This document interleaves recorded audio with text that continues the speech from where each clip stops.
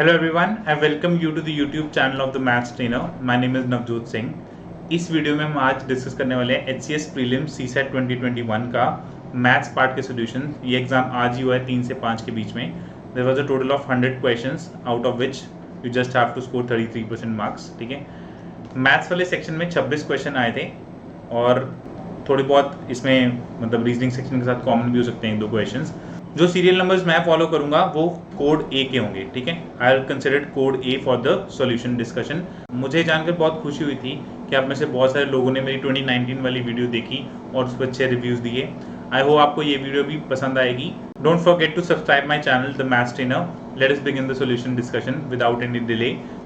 तो सबसे पहला जो क्वेश्चन है हमारे पास इस सेक्शन में है वो है question number 36। A boy is presently 1/3 of the age of his father.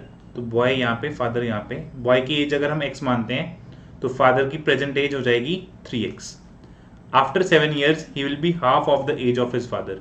7 years के बाद बॉयज की एज हो जाएगी x + 7 which is half of the age of father, यानी कि हाफ ऑफ 7 years के बाद इसकी जो एज होगी वो हो जाएगी 3x + 7। तो इस 2 को इधर क्रॉस मल्टीप्लाई करेंगे, 2x + 14 is equal to 3x + 7 आ जाएगा। शफल करेंगे टर्म्स को, 3x - 2x x equal to 14 - 7 7। तो प्रेजेंट एज ऑफ सन अगर पूछी गई है, जो कि पूछा गया हमें present age of son, the answer will be 7 years। तो ऑप्शन हो जाएगा हमारा डी ऑप्शन। ठीक है, काफी इजी क्वेश्चन है, within less than 1 minute आप इसको सॉल्व कर सकते हैं। आगे बढ़ते हैं, क्वेश्चन नंबर 37। थोड़ा सा लेंथी क्वेश्चन है, हमें असेंडिंग ऑर्डर में इन फ्रैक्शंस को अरेंज करना है। तो सबसे पहले कोई भी एक ऑप्शन पिक करते हैं। इसमें डिफरेंस जो है वो 4 का है, इसमें डिफरेंस जो है वो 5 का है, इसमें डिफरेंस जो है वो 4 का है, इसमें डिफरेंस जो है वो 1 का है। तो जितना कम डिफरेंस होगा न्यूमरेटर और डिनोमिनेटर में उतनी बड़ी वैल्यू होगी। तो जो लार्जेस्ट फ्रैक्शन है, लार्जेस्ट इज 11/12। ठीक है, वैसे तो इतनी सी इंफॉर्मेशन से ही क्वेश्चन ये सॉल्व हो रहा है, क्योंकि 11/12 लास्ट में होना चाहिए असेंडिंग ऑर्डर वाइज। तो option number D is the correct choice. Otherwise हम चेक कैसे करेंगे, जैसे कि 9/13 और 13/17 है, इसको कंपेयर करना है तो 9 × 17 और 13 × 13 को देख लीजिए कौन बड़ा है। This is 169, this is obviously 153। तो ये बड़ा है, यानी कि 13/17 इज ग्रेटर दैन 9/13। सिमिलरली आप इन दोनों को भी कंपेयर कर सकते हैं। ठीक है, वेरी बेसिक क्वेश्चन, थोड़ा सा टाइम टेकिंग हो जाता है एग्जाम में। Answer is option number D. Next question number 38। A person has, कुछ हेन्स हैं कुछ काउज हैं। The ratio of number of heads and the number of legs is 18/43। तो hens अगर मैं x मानता हूँ और cows मैं y मानता हूँ, तो number of heads जो हैं वो हो जाएंगे x + y, क्योंकि एक एक head होता है, और number of legs, hen की 2 legs होती हैं, cow की 4, तो 2x + 4y। इन दोनों की रेशो दे रखी है हमें 18/43। और इसके अलावा हमें एक और चीज़ दे रखी है, the number of heads is 72। तो x + y जो है वो 72 है। तो यहाँ से हमारे पास एक और रिलेशन आ जाएगा, 72 × 43/18 is equal to 2x + 4y। इसकी वैल्यू डाल दी मैंने, तो ये 4 पे कैंसिल हो जाएगा। 2x + 4y is equal to 4 × 43, यानी कि x + 2y, 2 से कैंसिल कर देंगे इसको, 2 × 43 86। तो x + 2y की वैल्यू कितनी है, 86। सब्ट्रैक्ट करो इसको इसमें से, तो y की वैल्यू आ जाएगी 40। अगर y की वैल्यू 14 है तो x की वैल्यू इस इक्वेशन से आ जाएगी 72 - 14, तो वो जाएगा 58। जो भी पूछा गया वो आंसर हो जाएगा हमारा। नंबर ऑफ क्या पूछा है, हेंस। हेंस क्या लिया था हमने, x का आंसर आ रहा है 58। तो option number A is the correct choice. Okay, जिसका भी एग्जाम है उसने सही किया है ये बिल्कुल। नेक्स्ट चलते हैं, question number 39। A tank is normally filled in 6 hours but take 4 hours longer to fill because of a leak in its bottom. If the tank is full, then the leak will empty the tank in how much time? तो इसमें क्या होता है, 6 घंटे में भरता था पर 4 घंटे ज्यादा ले रहा है, यानी कि वो 10 hours में भरेगा। बिकॉज ऑफ द लीक जो डिफरेंस आया है वो 4 hours का है। तो जो difference because of the leak है, that difference is equal to 1/6 - 1/10। ठीक है, यानी कि अगर हम 30 LCM ले लें तो यह आ जाएगा 5 - 3, that is equal to 1/15।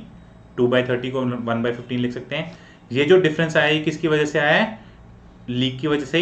Leak 1 घंटे में 1/15 पोर्शन ऑफ द टैंक खाली कर देता है। इसका मतलब ऑब्वियसली वो टैंक को कितने घंटे में फिल करेगा, 15 hours में। ओके, तो answer is option number D. Okay, very simple concept. Let us move on to next, that is question number 42. A bag contains 25 paise, 50 paise and rupees 1 coin.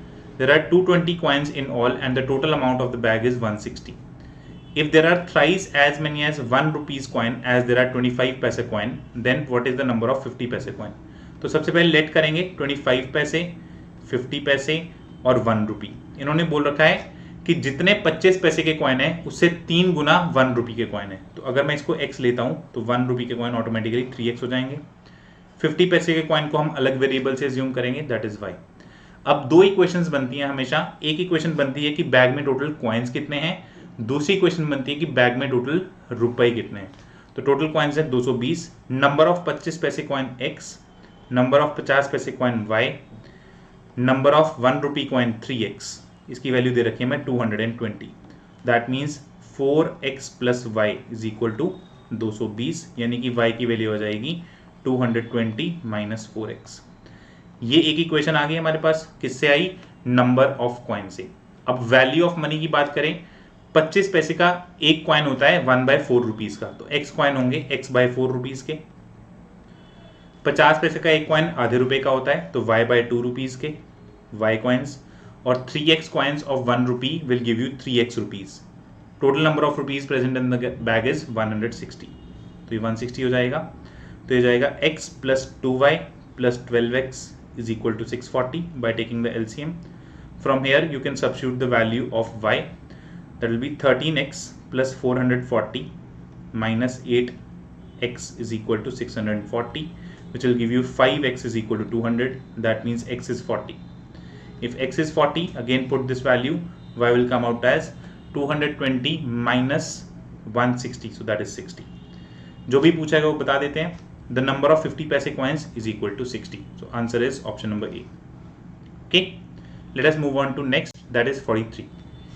Two trains of length 130 meter and 110 meter run on parallel tracks.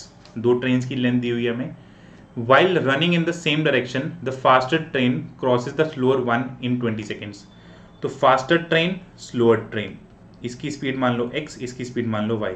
जब वो same direction में travel कर रही हैं तो जो relative speed होती है वो होती है x माइनस वाई, और उन्होंने क्या दिया हुआ है कि वो 20 सेकेंड में उसको क्रॉस करती है।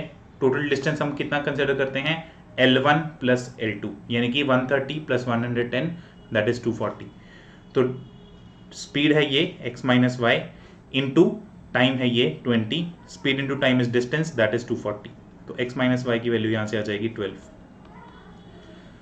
When running in opposite direction, तो opposite direction में relative speed हमें add करनी होती है। They pass each other completely in 12 seconds, तो x plus y relative speed into their time is equal to their distance, that is 240, same रहेगा। तो x plus y की value 20 आ जाएगी। इन दोनों इक्वेशन से सॉल्व करके हम x और y निकालेंगे, वो आ जाएगा x equal to 16, y equal to 4। ठीक है, कोई भी यूनिट कन्वर्जन का कोई चक्कर नहीं है कहीं भी, ऑप्शन इज बी। ठीक है, बी ऑप्शन इसका आंसर हो जाएगा। Okay, let us move on to next one, which is question number 44. इसमें दिया हुआ है a batsman has a definite average for 11 innings. That batsman score 120 runs in his 12th innings, due to which average increased by 5 runs.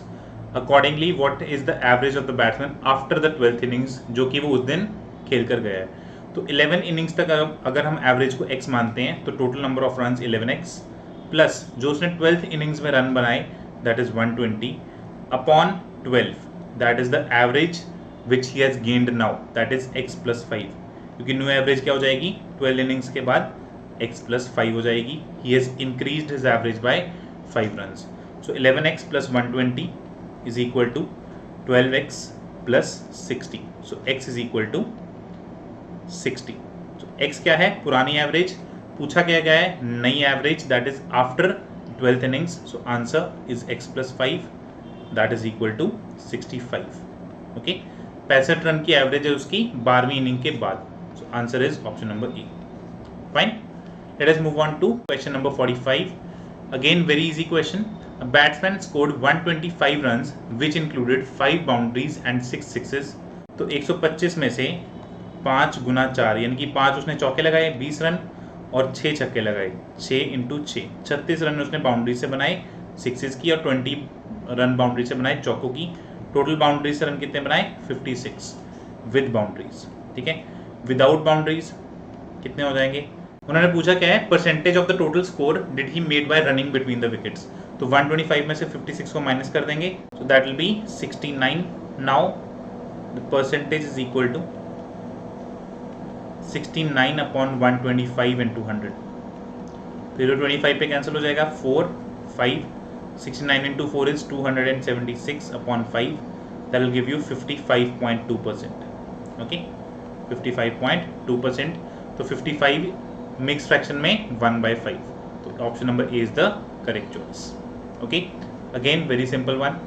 Next चलते हैं जी, question number 67। काफ़ी interesting question है, कई लोगों ने इसको जल्दी जल्दी में मार्क कर दिया था। इसका एग्जैक्ट आंसर है 12। मैं आपको बना के दिखाता हूँ कैसे बनेगा। कुछ लोगों ने इसका 9 आंसर भी मार्क किया है। Find the minimum number of straight lines required to make the given figure. इस फिगर को बनाना है तो सबसे पहले आउटर ट्रायंगल बनाना पड़ेगा। एक लाइन, 2 लाइन, 3 लाइन। नेक्स्ट हम बनाएंगे ये वाली लाइंस, 1 2 3। तो यहाँ से एक लाइन ऐसे जाएगी, यहाँ से एक लाइन ऐसे जाएगी, यहाँ से एक लाइन ऐसे जाएगी, ठीक है। फिर हम बनाते हैं स्ट्रेट लाइंस जो बेस के पैरेलल हैं, ये वाली। एक लाइन ये रही, दूसरी लाइन ये रही, तीसरी लाइन ये रही। अब जो बाकी की 3 लाइंस हैं वो कैसे बनेंगी? वो बनेंगी कुछ ऐसे, जैसे ग्रीन कलर। एक लाइन ये रही, दूसरी लाइन ये रही, तीसरी लाइन ये रही, ठीक है। 3 ब्लैक हैं, 3 रेड हैं, 3 ब्लू हैं, 3 ग्रीन हैं। Total number of lines required to make the given figure is 12। Okay, correct option, option number B. काफ़ी इसको बोलेंगे काफ़ी मैनिपुलेटिव और काफ़ी इंटरेस्टिंग क्वेश्चन था ये, ठीक है। Next 68, the number of triangles in given figure. इसमें भी बहुत सारे बच्चों ने गलतियां की हैं, हम इसको मार्क कर लेते हैं, A B C D E और अंदर वाले पॉइंट्स को P Q R S T। अब देखो 1 2 3 4 5, ये 5 ट्रायंगल्स तो हर कोई ऑब्जर्व कर लेता है, पर जो अंदर वाले जो ट्रायंगल्स बने हैं उसमें कुछ लोग कंफ्यूज हो जाते हैं। सबसे पहले देखिए, इसी एक पॉइंट को पकड़िए, P को, P से कॉरेस्पॉन्डिंग हमारे पास एक ट्रायंगल बन रहा है PCD, ठीक है। तो 5 प्लस एक तो हो गया PCD प्लस, अब Q से देखिए क्या कोई ट्रायंगल बन रहा है, Q से बनेगा QEA, राइट, बन रहा है QEA। फिर देखते हैं R से कौन सा ट्रायंगल बनेगा? R से बनेगा हमारे पास, इससे बनेगा RDB, ओके, RDB। नेक्स्ट जो पॉइंट है S, इससे बनेगा SAC, SAC। और लास्ट जो पॉइंट है T, इससे बनेगा TEB, तो TEB। 5 ट्रायंगल तो ये हो गए TEB, राइट। 5 तो ये हो गए जो हमने पहले काउंट किए, 5 और 5 10 ट्रायंगल्स, ओके। बहुत ही कम बच्चे इसको सही कर पाए हैं, काफ़ी कॉन्सेप्चुअल क्वेश्चन था ये, ठीक है। नेक्स्ट चलते हैं, that is question number 74। A man facing west goes 10 metre, turn left and covers 20 metre. तो ये स्टार्टिंग पॉइंट मान लेते हैं मैन का। वेस्ट तो इस तरफ होता है, this is north east, west south. तो वेस्ट इस तरफ वो 10 मीटर चल के गया, ओके, 10 मीटर चल गया। टर्न लेफ्ट, अब इसका मुंह तो इस तरफ है, लेफ्ट मुड़ेगा तो नीचे की तरफ जाएगा, 20 मीटर चल गया, ओके। देन टर्न्स राइट, इसका मुंह नीचे की तरफ है, राइट जाएगा तो फिर से वेस्ट की तरफ चलने लग जाएगा, 20 मीटर चल गया and cover 20 metre. Then again turns right and covers 20 metre, तो यहाँ से फिर से वो नॉर्थ डायरेक्शन में चलने लग जाएगा, 20 metre. This is the starting point A, this is the last point B। At what distance the man is from starting point. तो 10 मीटर तो ये डिस्टेंस और 20 मीटर्स ये डिस्टेंस, तो टोटल डिस्टेंस A से B का कितना हो जाएगा? 30 metres. So answer is option number A, okay, simple one. Next question number 75, the sum of 3 consecutive numbers is 15, what is the square of the middle number. 3 numbers consecutive जो हैं हम उसको ले सकते हैं x, x plus 1, x plus 2। Consecutive मतलब बिल्कुल साथ साथ वाले नंबर लेने हैं, इनका सम 15 दिया हुआ है, तो x plus 1 plus x plus 2, 15 दे रखा है, देगा 3x plus 3 is equal to 15। तो 3x की वैल्यू हमारे पास आ जाएगी 12, x की वैल्यू आ जाएगी 4। वो कह रहे हैं what is the square of middle number. Middle number कौन है? x प्लस 1, तो middle number is x plus 1, x की वैल्यू है ये 4, तो ये 5 हो जाएगा। स्क्वायर ऑफ मिडिल नंबर, 5 का स्क्वायर कितना होता है? 5 इंटू 5 यानी कि 25, ठीक है। Very easy question, answer is option B, okay. Next चलते हैं क्वेश्चन नंबर 77 की तरफ। थोड़ा ये देखने में डरावना क्वेश्चन है, पर अगर हम इसको थोड़ा सा टाइम देंगे तो बहुत जल्दी सॉल्व हो जाएगा। 279 के नीचे 126 लिखा हुआ है, 738 के नीचे 168 लिखा हुआ है, 94 क्वेश्चन मार्क के नीचे 216 लिखा हुआ है। पहला अटेम्प्ट तो ये होता है कि 2 + 7 9 होता है, फिर 7 + 3 10 तो नहीं बना, और 13 ऑप्शन में भी नहीं है। अब 2 × 7 is 14, 14 × 9 is 126. Okay, 7 × 3 is 21, 21 × 8 is 168. तो मैच हो रहा है। तो 9 × 4 36, इसको अगर x मान लें तो ये पैटर्न मैच हो जाएगा। 36 × x इज इक्वल टू 216। ये 6 का स्क्वायर है, ये 6 का क्यूब है, तो x आ जाएगा 6। Okay, very easy question, but हाँ इसको थोड़ा टाइम जरूर देना पड़ेगा। ओके, नेक्स्ट चलते हैं question number 78। How many Mondays are there in a particular month of a particular year if the month ends on Wednesday? इसके ऑप्शंस हैं 4, 5, 3 cannot be specified। अगर हम इन जनरल देखें, मोस्टली क्या होता है, हर महीने में एक दिन कम से कम 4 बार तो आता ही है, कई बार 5 बार भी आ जाता है, तो ये ऑप्शन तो वैसे ही नहीं हो सकता। हम 3 केस लेने पड़ेंगे इसमें। एक ऐसा भी केस होता है जिसमें 28 दिन होते हैं महीने में, फरवरी, या 29 दिन लगा लो, 30 भी होते हैं, 31 दिन होते हैं। ठीक है, अब अगर 31 दिन का महीना है, अगर 31 को वेंसडे है तो 30 और 29 को मंडे होगा। अगर 29 का मंडे तो 7 का गैप काउंट करो, 29, 22, 15, 8 और 1, ये 5 मंडेज आ गए। ठीक है, ऐसे हम इसकी अगर बात करें, अगर 30 का वेंसडे है तो 28 का मंडे होगा, 21 का मंडे होगा, 14 का मंडे होगा और 7 का मंडे होगा। 7 में से 7 माइनस करोगे 0 आएगा, तो 4 मंडे आ जाएंगे। ठीक है, अब ऑब्वियस सी बात है कि इसमें भी 4 मंडेज ही आएंगे। ठीक है, इसका मतलब ये हुआ कि अगर 31 का मंथ है तो 5 मंडेज आ रहे हैं। अगर 30, 28, 29, जो कि 28, 29 सिर्फ फरवरी के साथ होता है, उस केस में 4 मंडेज आ रहे हैं। तो ऑब्वियसली इस क्वेश्चन का आंसर क्या होगा, कैन नॉट बी स्पेसिफाइड। हम डायरेक्टली नहीं बता सकते जब तक हमें मंथ स्पेसिफाई नहीं किया जाता वहां पे। Okay, next is question number 79। ये क्वेश्चन सबसे लेंथी क्वेश्चन है इस एग्जाम का, no doubt. The sum of 1750 is divided amongst A, B, C, D such that A share by B share equal to B share by C share equal to C share by D share equal to 3/4. तो A by B equal to B by C equal to C by D equal to 3/4। ठीक है, तो C कितना है 3D/4, B कितना है 3C/4 और A कितना है 3B/4। ओके, तो इससे बहुत इंटरेस्टिंग एक आंसर निकलता है, वो है A + B + C + D is equal to 1750 तो दे ही रखा है। अब D को तो D डालेंगे, C जो है वो 3D/4 है, अब B जो है वो है 3C/4 और जो C है वो 3D/4 है, तो 3/4 × 3/4D यानी कि 9/16D, तो यह 9D/16। ऐसे इसको क्या करेंगे, 3/4 × 9/16D, तो हो जाएगा 27/64D, 27/64D plus equal to 1750। अब 64 तो एलसीएम आ जाएगा यहाँ पे, ये हो जाएगा 27D प्लस इसको हम करेंगे 4 से मल्टीप्लाई 36D, इसको हम करेंगे 16 से मल्टीप्लाई तो ये हो जाएगा 48D प्लस 64D। अब ये जो न्यूमरेटर है वो ऑब्वियसली 1750 से डिजिट आएगा, so this becomes 175D is equal to 1750 into 64। तो D की वैल्यू आ गई 640। D को 640 रुपये मिले हैं, उन्होंने पूछा किसका है, C का पूछा है, तो C की वैल्यू है 3D/4, फिर जाएगा 480 रुपये। ठीक है, that is the share of C, so option number A is the correct choice. Okay, सिर्फ और सिर्फ आपको रेशियो एंड प्रोपोर्शन का अच्छा बेसिक्स का नॉलेज होना चाहिए इस क्वेश्चन को क्लियर करने के लिए। ओके, नेक्स्ट चलते हैं question number 80। If NCX equal to 126 and NPX equal to 3024 find N and X। अब देखो होता इसमें ये है कि NPX is equal to NCX into X factorial होता है। ठीक है, तो अगर हम इन दोनों को डिवाइड करेंगे NPX/NCX को, तो X फैक्टोरियल आएगा, यानी कि from the question X factorial की वैल्यू कितनी आ जाएगी 3024 डिवाइडेड बाय 126, तो X फैक्टोरियल आ जाएगा 24, तो x की वैल्यू आ जाएगी 4 बिकॉज 4 फैक्टोरियल इज योर 24। अब देखो ये दो ऑप्शन तो रिजेक्ट हो गए। अब इसके बाद NCX जो है ये NC4 बन जाएगा इज इक्वल टू 126। अब इसमें आप पुट करके देख सकते हैं 8C4 और 9C4 की वैल्यू निकाल लो।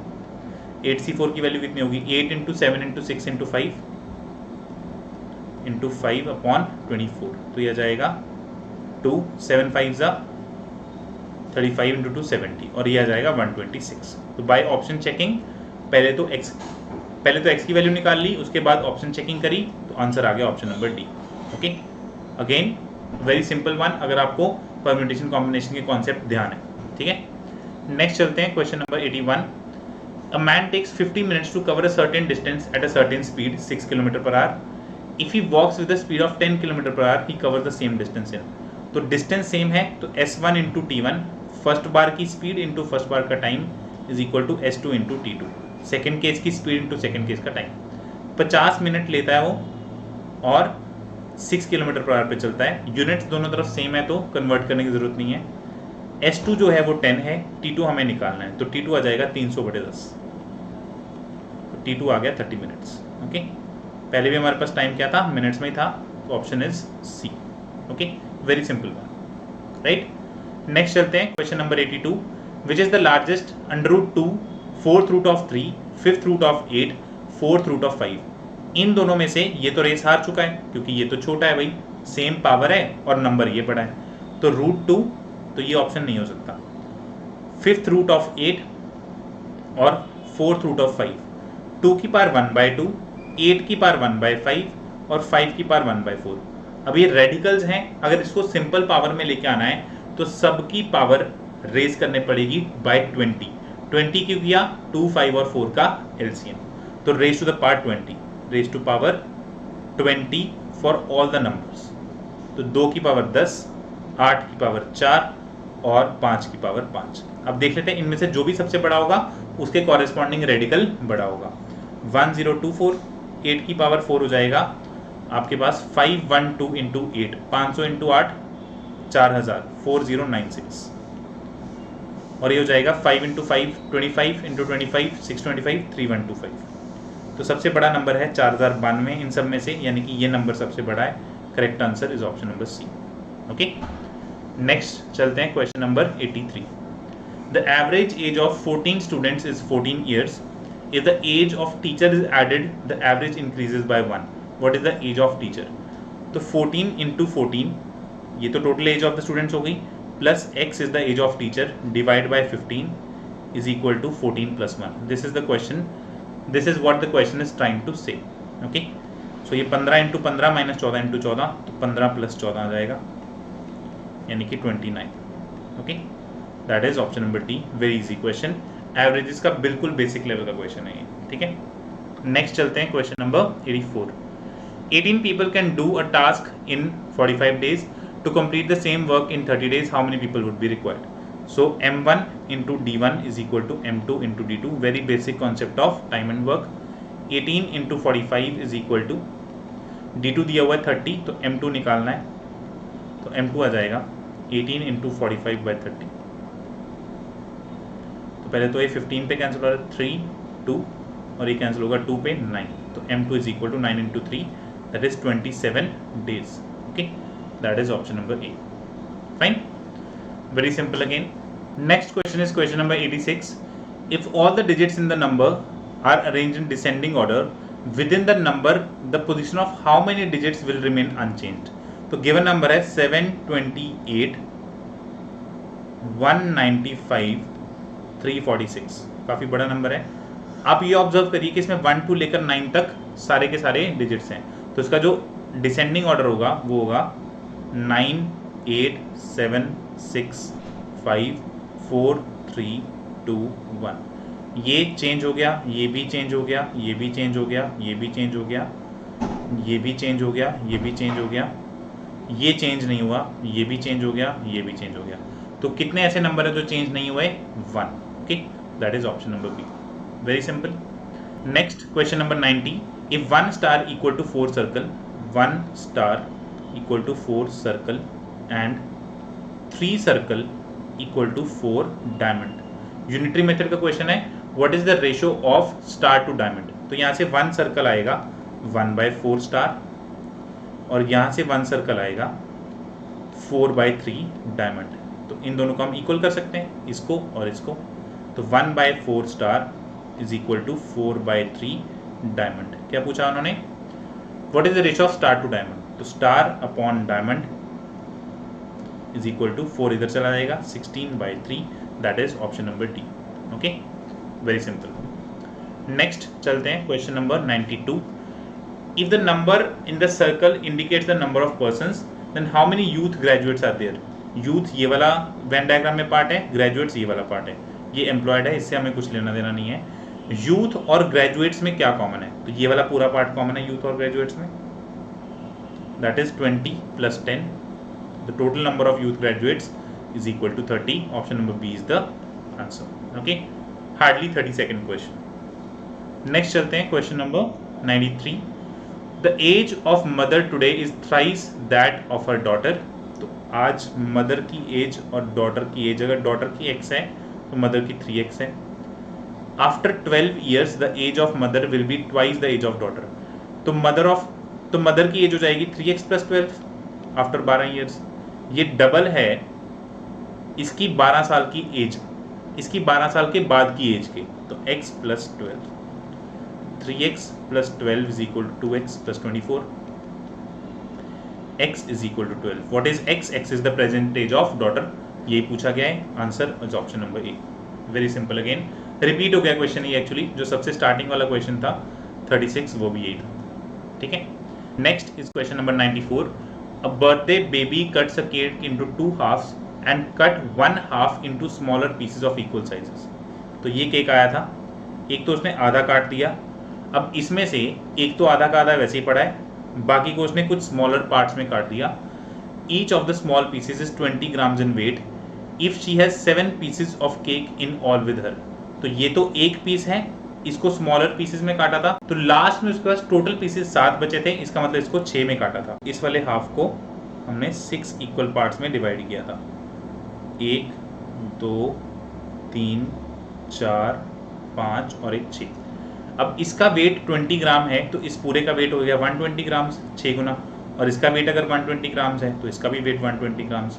टोटल केक का वेट पूछा हुआ है, how heavy was the original cake. So 120 + 120 answer is 240 grams. Okay, that is option number C. Quite easy again, right? After this we have the last question of the exam, that is question number 98. F ratio 216, double ratio L ratio how much? तो F जो होता है वो 6th alphabet होता है English का, ABCDEF, तो इसका क्यूब लिखा हुआ है यहाँ पे। सो L इज ABCDEF 6 हो गए, GHIJKL, so L is the 12th letter, so यहाँ पे आ जाएगा 12 का क्यूब, तो 12 का क्यूब होता है 1728, so that is option number B. Okay, again very easy question. Okay, तो ऑल इन ऑल हमारे पास 26 क्वेश्चन हमने डिस्कस कर लिए हैं। ये रही आपके सामने कंपाइल्ड आंसर की ऑफ ऑल द 26 क्वेश्चंस। इसमें से एक दो क्वेश्चन जो है वो रीजनिंग्स वाले सेक्शन के साथ कॉमन भी हो सकते हैं, वो टीचर के पर्सपेक्टिव के ऊपर डिपेंड करता है। मैं उम्मीद करता हूँ आपको सारे के सारे सॉल्यूशन अच्छे समझ में आ गए होंगे और आपका ये वाला एग्जाम बहुत ही अच्छा गया होगा। So with this we come to the very end of this particular video. I wish you all the very best for your future. Will take your leave, will see you in the next video. Till then good bye, take care and do subscribe to the channel.